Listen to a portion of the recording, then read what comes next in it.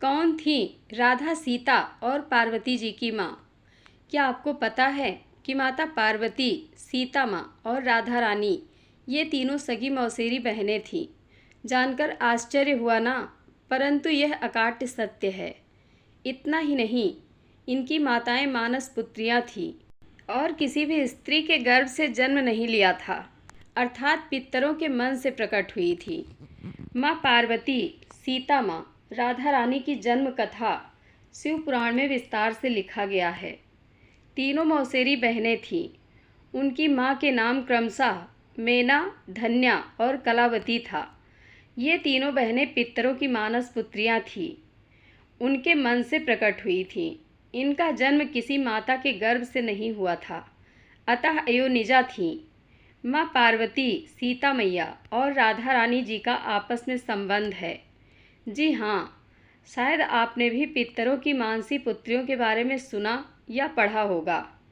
चलिए आपको श्री शिव महापुराण में से एक ऐसी ही कथा के बारे में बताते हैं जो जुड़ी है पितरों की मानसी कन्याओं के साथ। इस कथा में उन्हें मिला साप ही उनके लिए वरदान बन गया।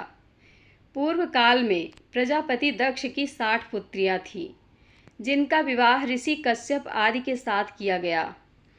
इनमें से स्वधा नामक पुत्री का विवाह दक्ष ने पितरों के साथ किया। कुछ समय के बाद पितरों के मन से प्रादुर्भूत 3 कन्याएं स्वधा को प्राप्त हुई। बड़ी कन्या का नाम मेना, मझली का नाम धन्या और सबसे छोटी कन्या का नाम कलावती था। ये तीनों कन्याएं बहुत सौभाग्यवती थीं।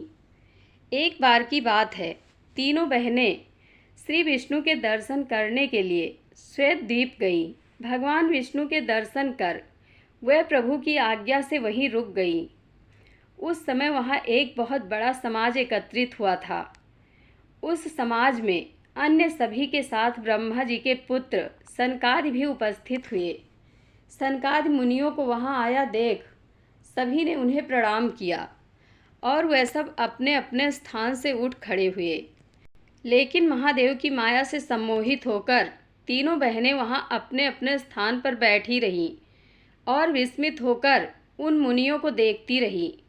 कहते हैं ना कि शिव जी की माया बहुत ही प्रबल है, जो सब लोगों को अपने अधीन रखती है, अर्थात उनकी इच्छा के विरुद्ध कुछ नहीं होता। और इस बार भी कुछ ऐसा ही हुआ। सनकादि के स्वागत सत्कार में जब तीनों बहनें उठी नहीं, तो सनकादि जैसे महान ज्ञाता मुनीश्वरों ने उन तीनों बहनों पर क्रोध किया। सनत कुमार ने दंडित करने के लिए उन्हें शाप दे दिया। सनत कुमार ने कहा, तुम 3 बहनें पितरों की कन्या हो, तब भी तुम मूर्ख, सद्ज्ञान से रहित और वेदत्व के ज्ञान से खाली हो। अभिमान के कारण तुम तीनों ने हमारा अभिवादन नहीं किया और तुम नर भाव से मोहित हो गई हो, इसलिए तुम स्वर्ग से दूर होकर मनुष्यों की स्त्रियां बन जाओगी। जब शिव जी की माया तीनों बहनों से दूर हुई, तब तीनों ने सनकादि के चरण पकड़ लिए और उनसे कहा कि मूर्ख होने के कारण हमने आपका आदर सत्कार नहीं किया। अपने किए का फल हमें स्वीकार है। हम अपनी गलती की क्षमा मांगते हैं और हे महामुने, हम पर दया कीजिए। हमें पुनः स्वर्गलोक की प्राप्ति हो सके, उसका उपाय बताइए। साध्वी कन्याओं से प्रसन्न होकर सनत कुमार बोले कि सबसे बड़ी पुत्री विष्णु जी के अंशभूत हिमालय पर्वत की पत्नी होगी, जिसकी पुत्री स्वयं माँ जगदम्बिका पार्वती होंगी। धन्या नामक कन्या का विवाह राजा शिरध्वज जनक से होगा, जिनकी पुत्री स्वयं श्री लक्ष्मी होंगी और उनका नाम सीता होगा। इसी प्रकार से तीसरी और सबसे छोटी कन्या कलावती का विवाह वृषभानु से होगा, जिनकी पुत्री के रूप में द्वापर के अंत में श्री राधा रानी जी प्रकट होंगी। इस प्रकार तीनों ही बहनें 3 महान देवियों की माता होने का सुख पाएंगी और समय आने पर अपने अपने पति के साथ स्वर्ग को चली जाएंगी। सनत कुमार ने इन्हें आशीर्वाद देते हुए कहा कि महादेव की भक्ति के फल के रूप में ये तीनों बहनें हमेशा ही पूजनीय रहेंगी।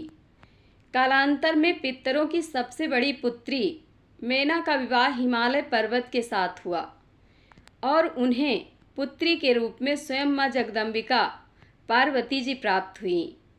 शिव जी को प्रतिरूप में प्राप्त करने के लिए पार्वती जी ने कठोर तपस्या की और अपनी पुत्री के वरदान स्वरूप मेना और उनके पति हिमालय अपने उसी शरीर के साथ परम पद कैलाश को चले गए। वहीं धन्या का विवाह जनक वंश में उत्पन्न हुए राजा शिरध्वज के साथ हुआ और उनकी संतान के रूप में सीता जी का साथ उन्हें मिला। सीता जी का विवाह विष्णु जी के अवतार श्री राम से हुआ। स्वयं श्री लक्ष्मी जी जिनकी पुत्री हुई, उन साध्वी माता धन्या ने अपने पति के साथ वैकुंठ लोक को प्राप्त किया। पितरों की सबसे छोटी बेटी का विवाह वृषभानु जी से हुआ और इन्हें श्री राधा रानी जी की मां होने का सौभाग्य प्राप्त हुआ। ये अपनी पुत्री के साथ ही गोलोक को चली गईं। सनत कुमार के द्वारा पितरों की मानसी कन्याओं को प्राप्त शाप ही उनके उद्धार का कारण बना और मनुष्य योनि में आने के बाद भी तीनों बहनों को शिवलोक, वैकुंठ और गोलोक की प्राप्ति हुई। ब्रह्मा जी कहते हैं, अब तुम लोग प्रसन्नता पूर्वक मेरी दूसरी बात सुनो जो सदा सुख देने वाली है। मैना की पुत्री जगदम्बा पार्वती देवी अत्यंत कठोर तप करके भगवान शिव की प्रिय पत्नी बनेंगी। धन्या की पुत्री सीता भगवान श्री राम जी की पत्नी होंगी और लोकाचार का आश्रय ले श्री राम के साथ विहार करेंगी। साक्षात गोलोक धाम में निवास करने वाली राधा ही कलावती की पुत्री होंगी। वह गुप्त स्नेह में बंधकर श्री कृष्ण की प्रियतमा बनेंगी।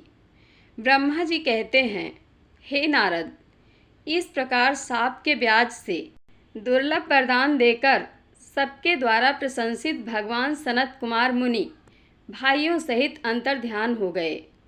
अंत में पितरों की मानसी पुत्रियां अर्थात तीनों बहनें इस प्रकार शाप मुक्त होकर सुख पाकर तुरंत अपने घर को चली गईं। माँ पार्वती, माता सीता और राधा रानी आपस में मौसेरी बहन थीं। इन तीनों की माँ सगी बहनें थीं। इस संबंध में शिव पुराण में विस्तार से लिखा गया है। शिव पुराण की कथा को ही इस लेख में समावेश किया गया है। जय श्री कृष्ण। आप लोगों को यह कथा कैसी लगती है कमेंट बॉक्स में अपनी राय अवश्य दें। धन्यवाद।